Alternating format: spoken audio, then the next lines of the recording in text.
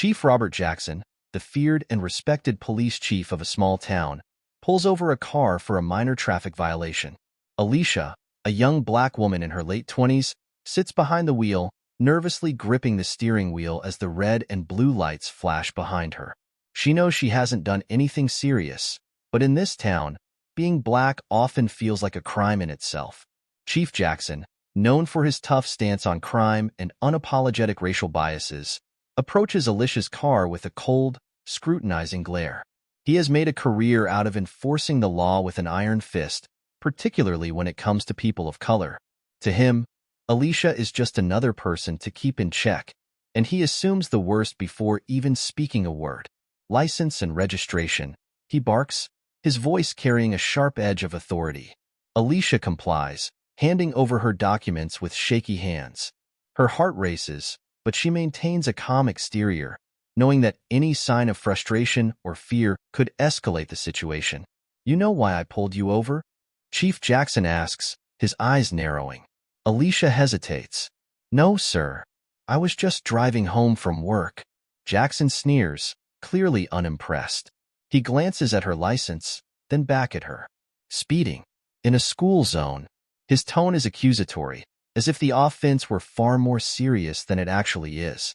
Alicia's eyes widen in shock. She hadn't realized she was speeding, and even then, she hadn't seen any children around. "I didn't mean to," she starts to explain, but Jackson cuts her off with a wave of his hand. "I don't want to hear it. Step out of the vehicle." Alicia is taken aback. "Sir, is that necessary? It's just a traffic violation." "Now," Jackson snaps, his hand hovering near his holster. His hardened gaze leaves no room for negotiation. Feeling her pulse quicken, Alicia reluctantly steps out of the car, trying to remain composed. She knows better than to argue. In this town, people like her never win these confrontations. Chief Jackson takes her by the arm with far more force than necessary, pushing her toward the patrol car.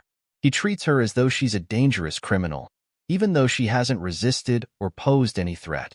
As he slaps the cuffs on her wrists, Alicia feels a deep sense of injustice wash over her. She's done nothing wrong, yet here she is, being treated like a felon for a minor traffic violation. Jackson's eyes betray his contempt as he pushes her into the back of the police car, the steel of the handcuffs biting into her skin. "I knew it," he mutters under his breath, loud enough for Alicia to hear. "They're all the same." Alicia bites her lip, forcing back the anger that rises within her. She's heard these words before. Racist assumptions made by people in power, people like Chief Jackson. But what neither of them knows is that this encounter is about to change everything. The man who now sees her as just another statistic, another criminal to put behind bars, is about to discover a truth that will turn his world upside down. But for now, Alicia sits in the back of the police car, silently fuming, unaware that the shocking revelation to come will not only alter her life, but Chief Jackson's as well.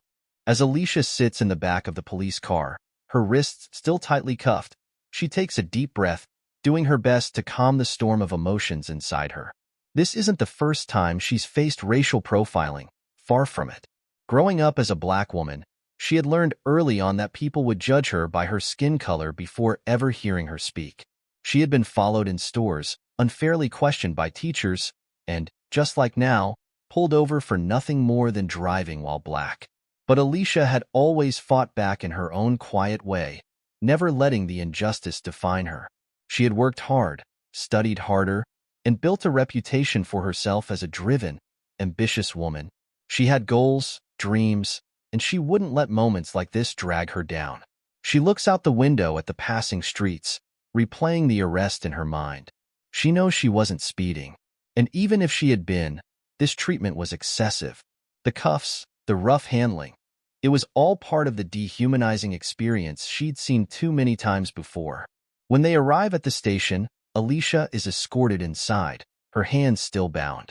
As they process her paperwork, she tries once more to plead her case with Chief Jackson, hoping that reason might break through his hardened exterior. "Sir," Alicia says, her voice steady but firm, "this has been a misunderstanding. I wasn't speeding, and I wasn't doing anything wrong. Can't we just clear this up?" Jackson doesn't even look at her as he flips through the papers in front of him. His jaw is set, his demeanor cold. To him, she's just another statistic, another problem to deal with. Save it, he replies, his tone sharp. I've heard it all before. You people always have excuses. Alicia's heart tightens at his words, but she keeps her composure. She's been through this enough to know that reacting with anger won't help her here. You don't even know me, she says quietly. You don't know anything about me. Jackson finally looks up, his eyes filled with disdain. I know all I need to know, he says. You're just another one of them. Alicia swallows the lump in her throat, refusing to let him see her break. She's been underestimated her whole life, and this moment, though infuriating, won't define her. She's better than this, and she knows it. But deep down, the sting of unfairness lingers. She's not here because she did something wrong. She's here because of the color of her skin, and no matter how hard she tries, that's something she can't change in the eyes of people like Chief Jackson. Inside the police station, Chief Jackson watches as Alicia is processed, trying to focus on the task at hand. But for some reason, he feels unsettled. There's something about her that doesn't sit right with him. Not just her defiance or her quiet strength, but something deeper. Her face. There's something about her face that stirs a flicker of recognition, though he can't place it. Jackson shakes his head, trying to push the thought aside. He's been a cop for too many years to get distracted by feelings of unease. To him, Alicia is just another young woman who made a mistake. But that nagging sense of familiarity creeps back in, gnawing at him as he watches her. He dismisses it as frustration with the situation, knowing how often these cases turn into drawn-out battles. Still, his mind lingers on the thought for a beat too long. Alicia, on the other hand, feels the same strange connection, though she doesn't quite understand it either. She catches glimpses of Jackson out of the corner of her eye as they process her fingerprints and paperwork. The way he looks at her feels off, not just in a racist, dismissive way, but as if he's staring through her, trying to figure something out. It unnerves her, but she brushes it off. She doesn't have time to worry about what Jackson's thinking. She just wants to get out of this place, put this nightmare behind her, and move on. But there's a part of her that wonders why this man, of all people, seems oddly familiar, almost like she's seen him before. For now, both of them push the feeling away. Alicia is too focused on the immediate injustice, and Jackson is too set in his ways to give the thought more than a passing glance. Yet neither can shake the sense that there's more to this encounter than meets the eye. Something bigger, something hidden in both their pasts, is quietly creeping to the surface, waiting to be uncovered. As Alicia sits in the cold, sterile police station, her thoughts drift back to her childhood, back to Pennsylvania, where she grew up with her mother, Sharon. Alicia had always been curious about her father, but he was an elusive figure, someone her mother barely spoke about. Growing up, Alicia had learned not to ask too many questions. Sharon had a tough exterior, and whenever the subject of Alicia's father came up, her mood would darken, as if it stirred memories best left forgotten. Alicia had been raised in a small apartment on the outskirts of Philadelphia. Sharon worked multiple jobs to support them, and though they didn't have much, Alicia had always felt loved. But there was always that empty space, a missing puzzle piece, whenever Alicia thought about her father. Who was he? Why had he left? Did he ever think about her? Sharon had only ever mentioned him in passing, saying that they'd had a brief relationship years ago, before Alicia was born. Sharon never went into detail, but Alicia had pieced together enough to know that it wasn't a serious relationship. It had been a one-night stand, the result of a wild night in Sharon's youth, and when Sharon found out she was pregnant, the man had already disappeared. Alicia had long come to terms with the fact that her father wasn't part of her life. Her mother had raised her to be strong, independent, and determined to succeed on her own. But there was still a part of her that wondered, even hoped, that one day she might find him, or at least understand why he had never been there for her. Sharon had always insisted that the man wouldn't have wanted them anyway. He wasn't the type to settle down, Sharon had said more than once. He never would have accepted us. Alicia knew that Sharon was right, but that didn't make the questions go away. It didn't fill the empty space in her heart where a father's presence should have been.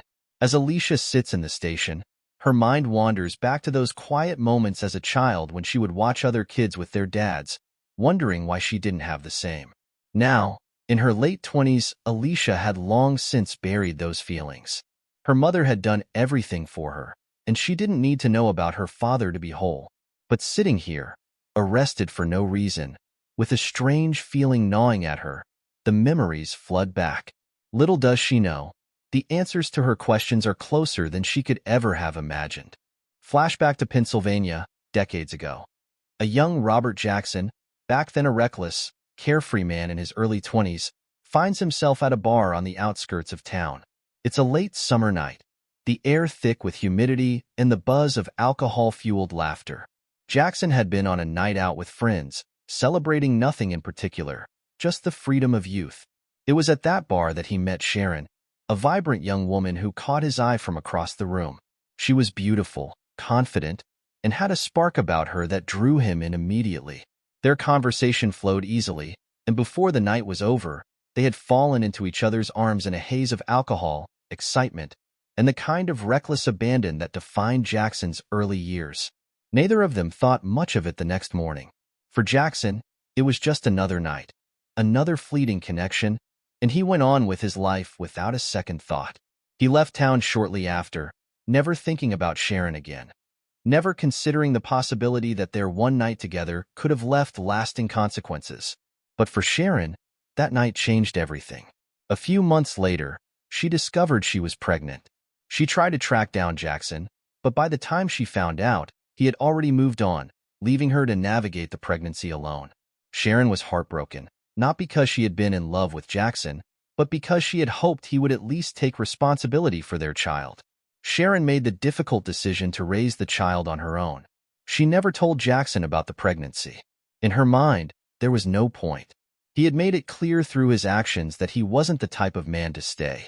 And so, Alicia was born, and Sharon poured all her love and energy into raising her daughter without ever looking back. Now, years later, Robert Jackson, now Chief Jackson, has no idea that the young woman he arrested for a minor traffic violation is his biological daughter. He has spent years building a career based on power and control, never once considering the life he left behind in Pennsylvania. But that strange feeling of familiarity he felt when he looked at Alicia, that's not a coincidence. Deep down, some part of him recognizes her, though he doesn't yet understand why. The truth he's about to uncover will shatter everything he thought he knew about himself, his past, and the world around him. As Alicia sits in jail, her frustration grows. She had done nothing wrong, yet here she was, behind bars, treated like a criminal because of Chief Jackson's prejudices. Her arrest feels personal, but there is no clear way to fight the power of the police, especially not someone as established as Chief Jackson. However, Alicia's lawyer, Mr. Carter, refuses to back down. Mr. Carter, a sharp and determined attorney who has taken on cases of racial profiling before, steps in to fight for Alicia's release. After reviewing the details of the case, he knows this isn't just a matter of a traffic violation. It's a clear case of racial bias, and he's determined to expose the truth. He begins filing motions and gathering evidence to build a strong defense. During a meeting with Alicia at the jail, Carter suggests an unusual tactic to bolster their case, a DNA test. The goal is to push for every possible angle, he explains. We need to prove that this arrest wasn't just about a traffic violation. It was racially motivated. Alicia, unsure of where this is going, agrees, though she doesn't fully understand how a DNA test would help. In her mind, it's just another step to challenge the unfairness of the arrest. Little does she know, this seemingly routine test will set off a chain of events that will change her life forever. With Chief Jackson's cooperation reluctantly secured, the DNA samples are taken from both Alicia and Jackson. The test is meant to prove a pattern of racial bias in Jackson's policing, but no one, not even Carter, has any idea just how monumental the results will be. Chief Jackson, still feeling that odd sense of familiarity whenever he sees Alicia, scoffs at the idea of a DNA test being relevant. He agrees to it, if only to shut the case down as quickly as possible, confident that the test will prove nothing. In his mind, this is just another pointless legal hurdle to jump through. But the test has been ordered, and the results will soon send shockwaves through both their lives. Several days later, the DNA test results come in, and Mr. Carter sits in his office, flipping through the paperwork. As he reaches the final page, he stops, his breath catching in his throat. He reads the results again, then once more, just to be sure. There it is, in black and white, 99.9% match. Chief Robert Jackson is Alicia's biological father. Carter's mind races as he considers the implications. This wasn't just a case of a racist police chief arresting a black woman. This was something far more personal. He immediately calls Alicia, trying to steady his voice. "Alicia," he says, "you need to come to my office. Now." Alicia arrives at Carter's office, unsure of what to expect. When she sees the look on his face, her stomach drops. "What is it?" she asks, bracing herself for bad news. Carter hands her the results, and as she reads the words, the world seems to tilt beneath her. Chief Jackson, the man who had treated her with such contempt, the man who had arrested her, the man who embodied everything she had fought against, was her father. She feels a surge of emotions: anger, confusion, disbelief. How could this be possible? At the same time, at the police station, Chief Jackson receives a similar call. When he opens the envelope containing the DNA results, the color drains from his face. His hands tremble as he reads the words again and again, trying to make sense of it. The woman he had arrested, the woman he had looked down upon, assuming she was just another criminal, was his daughter. He sits in stunned silence, his mind reeling. He thinks back to that night so many years ago in Pennsylvania. The one-night stand with Sharon. The woman he had forgotten. The child he had never known existed. Everything about the case, the arrest, the familiar feeling he couldn't shake. It all clicks into place, and Chief Jackson is left speechless. For years, he had built a career and a reputation based on power, control, and authority. But now, the very foundations of his identity were crumbling. The young black woman he had unjustly targeted was his biological child. Alicia and Chief Jackson are both thrown into a whirlwind of emotion, disbelief, and shock as they process this life-changing revelation. The truth has surfaced, but it's a truth neither of them was prepared for. Their lives, forever intertwined by this discovery, are about to be turned upside down. Chief Jackson sits alone in his office, staring blankly at the DNA test results in front of him. His world feels as though it's collapsing around him, the weight of the revelation pressing down on his chest. Alicia, the young black woman he had arrested, was his daughter, his own flesh and blood. He had built an entire career on law enforcement, wielding power over others, often with a racial bias he'd never fully acknowledged. The very people he had spent years treating with suspicion and disdain, the very people he had arrested and judged, were now intimately connected to him in the most personal way imaginable. His mind races back to that one-night stand in Pennsylvania so many years ago. He had never thought twice about Sharon or the consequences of that night. He had moved on, never considering the possibility that he had left a life behind. And now, that life, the one he had ignored, forgotten, and rejected, was sitting in jail because of him. The realization strikes him like a sledgehammer. His daughter is black. For years, he had held on to his racist beliefs, acting on them without question. But now, the very thing he had looked down upon, Alicia's identity, was part of his own. How could this be? He grapples with the enormity of the situation, unable to reconcile the man he is with the truth he now faces. As the hours pass, guilt settles in deeper. Guilt for never knowing Alicia, for not being there for her, and for the way he treated her during the arrest. He had seen her as just another criminal, but she was his child. The thought of what he had done, how he had abandoned her and then failed her again in the most fundamental way, tears him apart. He knows there's no easy way to fix this, and he's terrified of what comes next.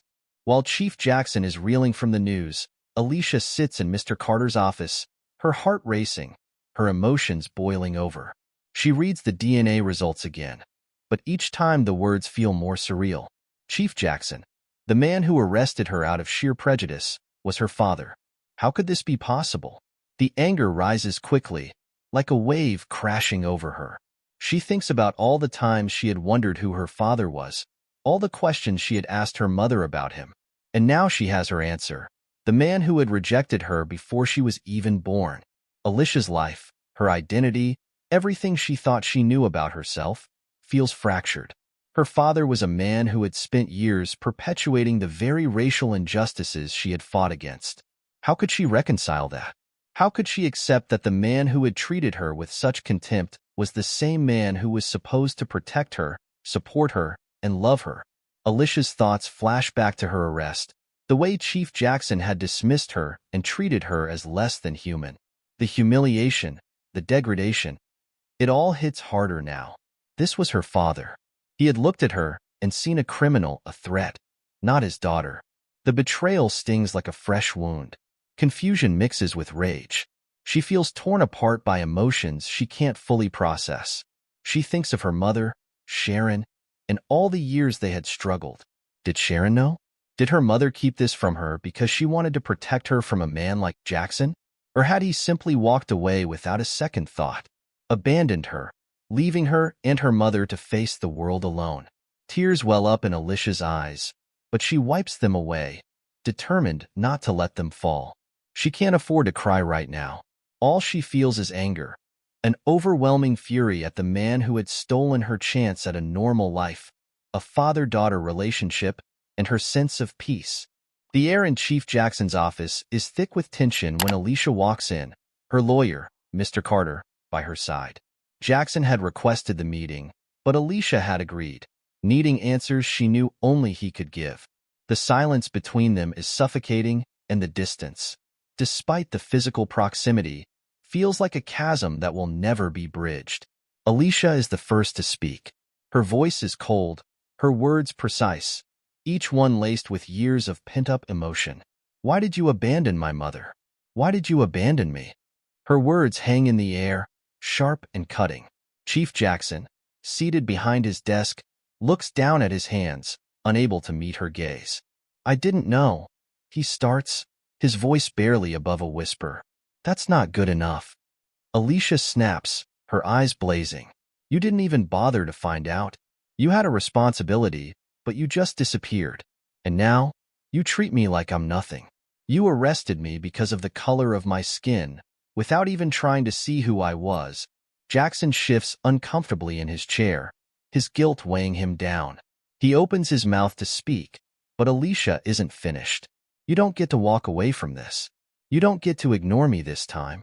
How do you justify all the racist things you've done? How do you justify treating your own daughter like a criminal?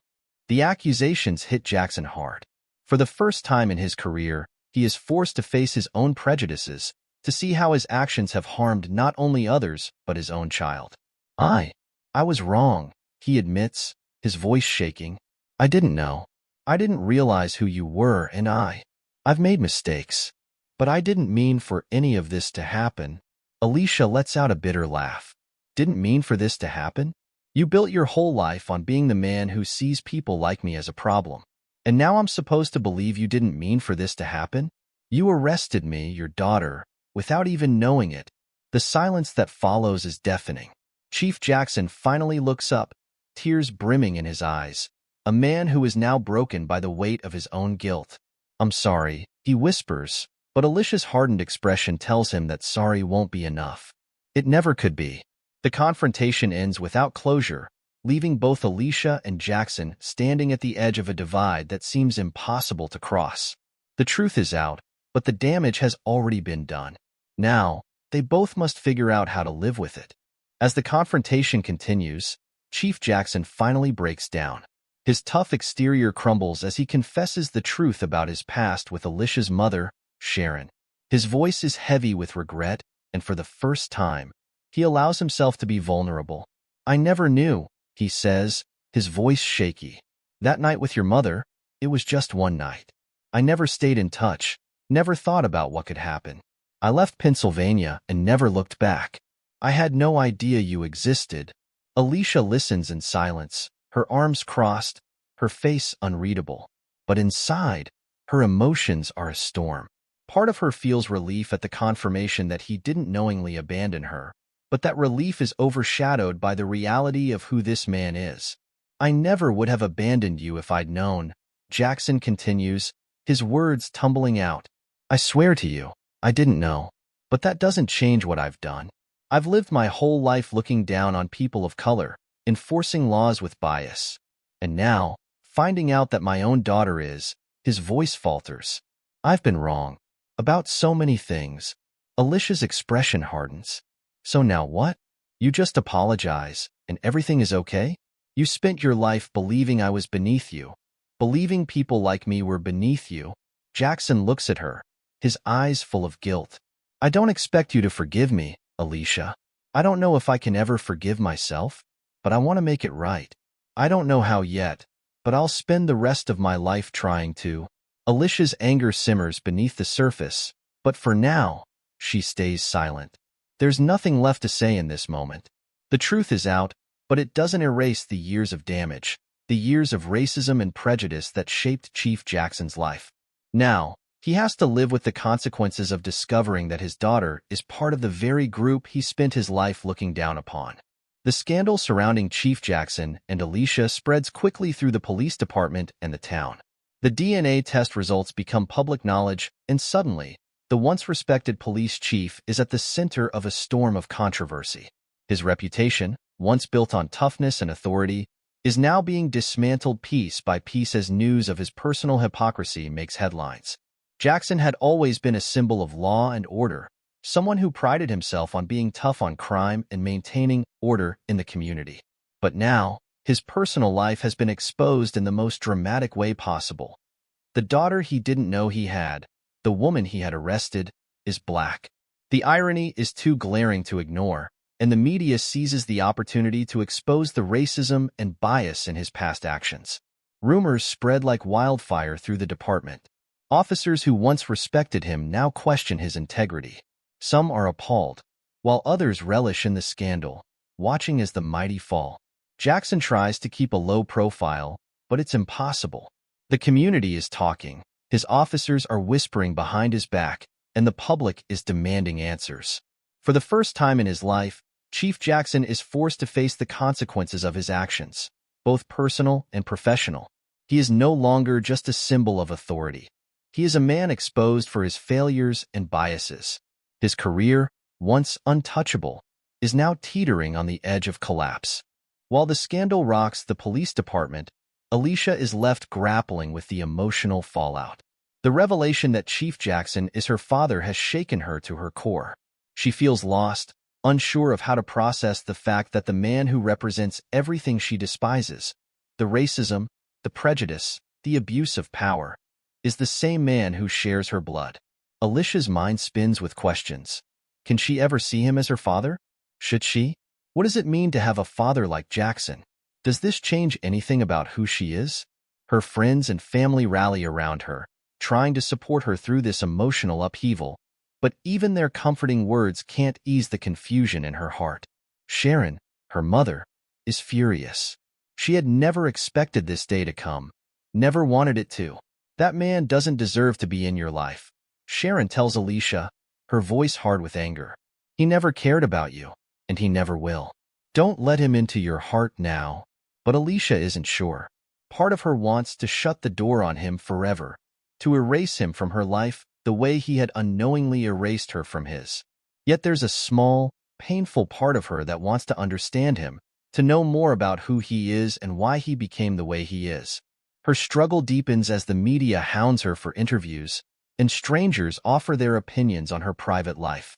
Some people tell her to give her father a chance, while others say she should cut him off entirely. But the decision is hers to make, and no one else can tell her what to do.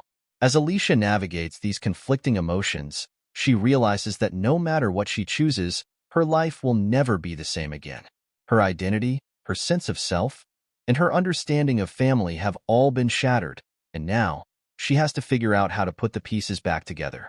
Chief Jackson sits in his office, the blinds drawn, the silence suffocating.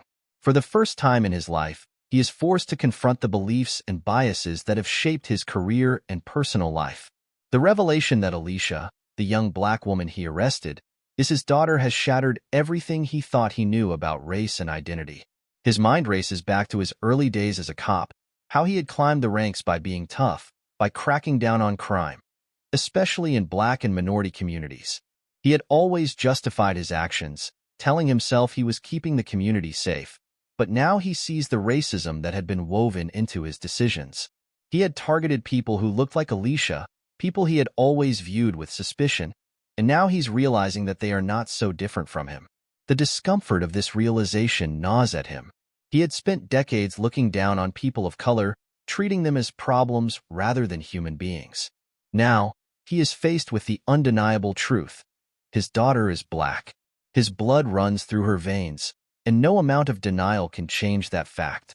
Chief Jackson looks in the mirror, staring at the man he has become, a man haunted by his own legacy. The guilt weighs on him, but he knows guilt alone is not enough. For years, he had prided himself on being in control, but now, for the first time, he feels utterly powerless. His reflection feels foreign, like a stranger looking back at him. Can a man who has spent his life enforcing division and prejudice truly change? He doesn't know. But what he does know is that he can no longer ignore the truth about himself. If he is to move forward, he must confront the reality of what he has done, both as a police officer and as a father. Under mounting pressure from the community, the media, and his own conscience, Chief Jackson decides to hold a press conference. It's a decision he wrestled with, knowing that no apology could undo the harm he had caused, but it was a necessary step. He stands at the podium, his face heavy with the weight of everything that has come to light. The room is filled with reporters, flashing cameras, and curious onlookers. Alicia watches from a distance, uncertain of what to expect. Jackson begins speaking, his voice steady but tinged with emotion. I stand before you today, not as a police chief, but as a man who has made mistakes. A man who has hurt people. For years, I believed I was doing my job by being tough, by enforcing the law without mercy. But I failed to see the prejudice that guided so many of my actions. He pauses, looking down at the papers in front of him, but then pushes them aside. This isn't a scripted moment. This is real. I have recently learned that the young woman I arrested, Alicia, is my biological daughter. This revelation has forced me to reflect on my past actions. Actions that I now know were rooted in racism and bias. I failed as a police officer, and I failed as a father. The room is silent, the weight of his words hanging in the air. I want to apologize to Alicia, to her mother, and to the community I've wronged. I know words aren't enough, and I don't expect forgiveness, but I want you to know that I am committed to making things right, however I can. The response to his apology is mixed. Some in the crowd feel a flicker of sympathy, seeing a man truly grappling with his own failings. But others are skeptical.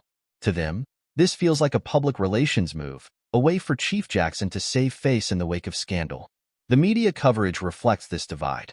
Some praise him for taking accountability, while others criticize him for only coming forward when he had no choice. Alicia, watching from afar, feels torn. The apology seems sincere, but can words truly erase years of damage? Can one public statement undo decades of harm, both to her and to the communities her father has wronged? She isn't sure, and she isn't sure if she ever will be. In the days following the press conference, Alicia finds herself at a crossroads. She is overwhelmed by the events that have unfolded, the revelation of her father's identity, the media attention, and now, the public apology. She's unsure of what to do next, unsure if she even wants a relationship with a man who represents so much pain and injustice. One evening, she sits with her mother, Sharon, on the porch of their small home. The air is thick with unspoken words, and Alicia can feel the weight of the decision she has to make pressing down on her. I don't know if I can ever forgive him, Alicia admits, her voice barely a whisper. He's done so much damage. To me, to you, to people like us. Sharon nods, her expression thoughtful. I understand, baby. He hurt me too. He walked away when I needed him most, and he left you without a father. But this is your choice. I don't want you to make a decision out of anger or out of obligation. You need to do what feels right for you. Alicia looks at her mother, grateful for her support but still conflicted. Part of her wants to cut ties completely, to walk away from Chief Jackson and never look back. But another part of her wonders if there's a chance for something more. Could she build a relationship with him? Could they find some way to move forward? Sharon places a hand on Alicia's arm. Listen, I've been where you are. I know what it's like to be angry, to feel abandoned. But I also know that holding on to that anger doesn't make the pain go away. It just festers. You don't have to forgive him, but don't let this decision tear you apart. Alicia nods, her heart heavy with the weight of her decision. She knows that whatever choice she makes, it will shape the rest of her life. Forgiveness doesn't mean forgetting, and building a relationship with her father won't erase the past. But maybe, just maybe, it could help her heal. As the night deepens, Alicia closes her eyes and takes a deep breath, knowing that the choice she makes now will define her future. The news of Chief Jackson's connection to Alicia spreads quickly throughout the town, igniting a fierce debate among the residents. The community, already grappling with tensions around racism and police bias, finds itself split on how to react to the revelation that the man who had enforced a system of prejudice is the biological father of a black woman. On one side, there is outrage. Many see Jackson's apology and newfound reflection as nothing more than hypocrisy. How can a man who built his career on targeting and marginalizing black communities suddenly claim to have changed? People begin to speak out about the times they were harassed or mistreated by Jackson's officers, sharing their own stories of racial profiling and police abuse. For them, Jackson's personal revelation doesn't excuse the decades of harm he has caused. To them, his apology feels hollow, a desperate attempt to save face now that the truth is out. Protests form outside the police station, with signs that read, "Justice for Alicia" and "Racists don't change overnight." The community is angry, not only at Jackson but at the system that allowed him to wield power for so long without being held accountable. However, there is another group, though smaller, that sees this as an opportunity for change. They argue that if Chief Jackson can recognize his flaws and make a sincere effort to change, it could set a powerful example for others. They point to Alicia as a symbol of resilience and strength, someone who represents the possibility of healing and reconciliation, even in the face of deep-seated prejudice. Alicia, caught in the middle of the public debate, becomes an unwitting symbol of the community's struggle. To some, she is a hero, the woman who stood up against her father's legacy of racism. To others, she represents the possibility of forgiveness and growth. As the town remains divided, Alicia finds herself in a difficult position, navigating her own personal pain while becoming the face of a much larger conversation about race, identity, and change. Meanwhile, Chief Jackson faces a community that no longer respects him. The very people he once commanded now look at him with contempt, and he knows that no matter what he says or does, his reputation will never be the same. Forgiveness may be possible, but trust has been broken. As the public debate rages on, Chief Jackson is forced to confront his own internal battle. The weight of his past, his years of racist actions, the lives he has impacted, and the relationship he never had with Alicia, sits heavily on his shoulders. He had spent his entire career believing he was doing what was right, but now, for the first time, he realizes just how much harm he has caused. Every time he looks at Alicia, he feels a sharp pang of guilt. She is the living embodiment of everything he had ignored, dismissed, and oppressed throughout his life. She is his daughter, yet he had treated her like an enemy. The racism he had once viewed as a tool for control now stands as a wall between him and the one person he wishes he could reach. In the quiet moments alone, Jackson grapples with the depth of his mistakes. How does a man change when he's spent his entire life living a lie? How can he undo the damage he has caused, not only to Alicia but to the countless people he had judged and punished unfairly? His mind races with questions, but answers seem out of reach. Redemption, he realizes, won't come easily. The path forward feels unclear, fraught with challenges he isn't sure he's strong enough to face. How does one go from being the problem to part of the solution? He knows he must change, not just for Alicia but for himself. But every step forward feels impossible when he's weighed down by the baggage of his past. Jackson begins therapy, something he had never considered before. He meets with a counselor who helps him unpack the racist beliefs he has carried for so long.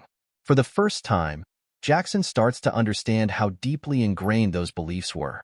and how they affected every aspect of his life. The sessions are difficult, forcing him to confront uncomfortable truths about himself. He often leaves feeling emotionally raw, uncertain if he can ever truly overcome the man he used to be. Meanwhile, Alicia's words echo in his mind. You don't get to walk away from this. She was right. He couldn't just apologize and expect everything to be okay. Real change takes time, and Jackson knows he must earn it, one step at a time. But every time he takes a step toward redemption, he is reminded of the consequences of his actions. The community's mistrust of him, the public protests, the loss of his once pristine reputation. It all serves as a reminder of the long road ahead. Chief Jackson's internal battle is far from over, but for the first time in his life, he is committed to fighting it. The question remains, can a man who has spent his life enforcing prejudice truly find a way to redeem himself, or is he too far gone to change? The tension in the room is palpable as Sharon, Alicia's mother, walks into Chief Jackson's office for the first time since that one-night stand years ago. Jackson stands when she enters, unsure of what to expect. He can't remember the last time he saw her, but the years have not dimmed her strength. Sharon is a woman who has lived through hardship and emerged with a quiet, unshakable resilience. Sharon sits across from him, her gaze piercing as she takes in the man who is now at the center of so much turmoil in her daughter's life. There is no warmth in her voice when she finally speaks. You have a lot to answer for, she says, her tone direct. Jackson nods, feeling the weight of her words. He expected this. He knows that Sharon, more than anyone, has the right to confront him. After all, he had abandoned her, left her to raise their daughter on her own without even knowing it. You walked away, Robert, Sharon continues, not sugarcoating anything. You walked away from me and from her. And for years, we didn't know you existed. But that's not even the worst of it.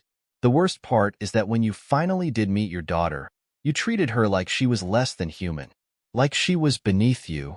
Jackson looks down, unable to meet her eyes. He feels the shame washing over him again. I didn't know. I didn't realize who she was, he mutters, though the words sound hollow even to him. Sharon isn't interested in excuses. Whether you knew or not doesn't change what you've done. Alicia has spent her whole life without a father because of you. She's had to fight battles you couldn't even imagine, and now she's dealing with the pain of finding out that the man who's caused her so much hurt is supposed to be her father. Jackson finally meets her gaze, his eyes filled with regret. I know I've made mistakes. I know I can't undo the past, but I want to make things right. I don't know how, but I want to try. Sharon lets out a breath, her expression softening just slightly. You can't expect this to be easy. You can't walk back into her life and think everything will be okay. You've hurt her, and you've hurt me, and that kind of pain doesn't just disappear. She pauses, and for a moment, the silence between them speaks volumes.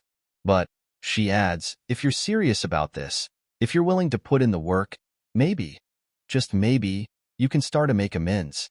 But don't think for a second that this will be a quick fix. Alicia needs time, and you need to prove yourself. She deserves that much. Jackson nods, grateful for even the smallest opening. I will, he promises. I'll do whatever it takes. Sharon stands to leave, her words lingering in the air. You've got a long road ahead, Robert. Don't let her down again. Alicia sits on the porch of her mother's house, the late afternoon sun casting long shadows across the yard. It's been a few weeks since the DNA test results came out, and though the shock has worn off, the emotional scars remain. She's been going to therapy, working through the layers of trauma that the revelation has brought to the surface. Her therapist, Dr. Daniels, has been helping her process not only the revelation of her father's identity, but also the long-standing wounds of being raised without a father and the pain of discovering that her biological father was the very symbol of the oppression she had always fought against. It hasn't been easy, but Alicia feels like she's finally starting to find some clarity. She's also leaned heavily on her friends and family. Her best friend, Tasha, has been a constant source of support, reminding her that she doesn't have to figure everything out right away. Her mother, Sharon, has been there too, offering the kind of quiet strength that Alicia needs as she navigates this new reality. Slowly, Alicia begins to heal. She starts to come to terms with the complexities of her identity and her family history. She realizes that, while her father's actions hurt her deeply, she can't let his mistakes define her. She's more than just the daughter of Chief Jackson. She's a strong, capable woman with a future ahead of her, and she gets to decide what that future looks like. In therapy, she works on letting go of the anger she feels, not for him, but for herself. She learns that healing isn't about forgetting or excusing what's happened, but about giving herself the space to move forward without the burden of resentment. Alicia still isn't sure what kind of relationship, if any, she wants with her father, but she's beginning to see that reconciliation, if it happens, will be on her terms. One day, Alicia receives an unexpected letter in the mail. It's from her father, Chief Jackson. She stares at the envelope for a long time before finally opening it, her hands trembling slightly. Inside, the letter is simple and to the point.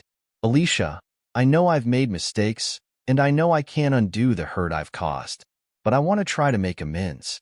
I don't expect you to forgive me, and I understand if you want nothing to do with me. But if you're willing, I'd like to start over. I'd like to get to know you, not as a police chief, but as your father. I'm here if you need me, in whatever way you need. And if you never want to see me again, I'll respect that too. I just hope one day, you'll give me the chance to show you that I can change. Robert. Alicia sits with the letter for a long time, her emotions swirling. This is the moment she had been dreading, yet expecting. Chief Jackson, her father, is asking for a second chance. The decision feels overwhelming. She knows she doesn't have to make a choice right away. She doesn't even know if she's ready to respond. But the letter gives her pause. For all his faults, Chief Jackson seems genuinely willing to change. For the first time, he's offering to be there, not as the man who arrested her, but as the father she never had.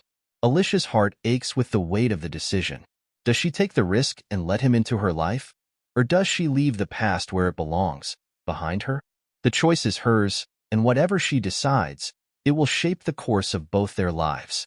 After weeks of soul-searching, Alicia sits in her bedroom, staring at the letter from Chief Jackson. The decision weighs heavily on her. She's been through so much emotional turmoil, and the idea of opening up to the man who had not only arrested her but had also abandoned her mother years ago feels almost too overwhelming to bear. Yet, something in her won't let her simply walk away. With the support of her mother, friends, and her therapist, Alicia comes to a conclusion. She's not ready to fully forgive Chief Jackson, but she's willing to give him a chance to explain himself. She knows that forgiveness is a long journey, one that will take time, but maybe, just maybe, this could be a step toward healing. She picks up the phone and calls him, her voice steady but cautious. "We can talk," she says, "but this doesn't mean everything is okay. I just need answers." Chief Jackson's voice on the other end is filled with relief. "That's all I'm asking for," he replies quietly. "Thank you." For Alicia, it's not a decision made lightly, but it's one she feels is right, for now. The day of their meeting arrives, and Alicia feels her nerves creeping in. She meets Chief Jackson at a quiet cafe, choosing a neutral place for their first real conversation as father and daughter. The moment they sit down, there's an undeniable tension between them. They're both uncomfortable, both unsure of how to navigate this newfound relationship. Alicia keeps her arms crossed, her eyes sharp and cautious. "I'm here to listen," she says. "But don't expect this to be easy." Jackson nods, his eyes filled with the weight of his past mistakes. "I don't. I want to be honest with you. I want to tell you everything I should have told you years ago." As they begin talking, the conversation is awkward, filled with long pauses and uncomfortable silences. Jackson tells Alicia about his life, his career, his regrets, and the internal struggles he's been facing since discovering she is his daughter. Alicia listens carefully, her walls still up, but there's a small glimmer of hope in her heart that maybe, just maybe, this could lead somewhere. The meeting is far from perfect, but as they part ways, both father and daughter feel a sense of possibility. They know it's going to be a long road, but they are willing to take the first steps toward reconciliation. After their meeting, Chief Jackson begins to reflect even more deeply on the life he's led and the changes he needs to make. He makes a monumental decision. He will retire from the police force. The years of enforcing a system that perpetuated injustice, combined with his personal reckoning, have made it clear to him that he can no longer serve in the role that defined him for so long. Jackson holds a press conference announcing his retirement, and this time, it's not just about stepping down. It's about taking responsibility. He publicly acknowledges the mistakes he made, the racial bias he upheld, and his commitment to addressing those wrongs. In the months that follow, Jackson dedicates his time to working with community leaders and civil rights organizations. He meets with activists, attends forums, and listens to the stories of those who have been affected by systemic racism in law enforcement. He begins advocating for police reform, using his platform and influence to speak out against the very system he once defended. It's a humbling experience, and Jackson knows that true redemption won't come easily. But he's determined to make amends, one step at a time, by fighting for change and using his voice to uplift those he once silenced. As time passes, Alicia, her mother Sharon, and Chief Jackson slowly begin to rebuild their relationships. It's not an easy process, and there are moments of tension and setbacks along the way. But with each passing day, they make small strides toward understanding. Alicia continues her therapy, working through the emotional complexities of having a father like Jackson. She begins to see him not just as the man who caused her pain, but as someone who is actively trying to change. Sharon, too, finds herself softening over time, watching as Jackson makes efforts to be present in Alicia's life and make up for the years they lost. The three of them spend time together, tentatively at first, but over the months, they find moments of connection that they never thought possible. Healing doesn't happen overnight, but they are all committed to trying. Alicia's story becomes one of resilience. Despite everything, she has found the strength to face the truth about her father and her own identity. She's learned that while the past can't be changed, the future can still be shaped by the choices they make now. And while Chief Jackson's path to redemption is just beginning, he knows that he has a long way to go, but he's ready to face it, no matter how difficult the journey may be. In the end, they aren't a perfect family, but they are a family trying. And sometimes that's enough. I hope you enjoyed the story. Please like and subscribe to the channel for more stories like this one. Thank you.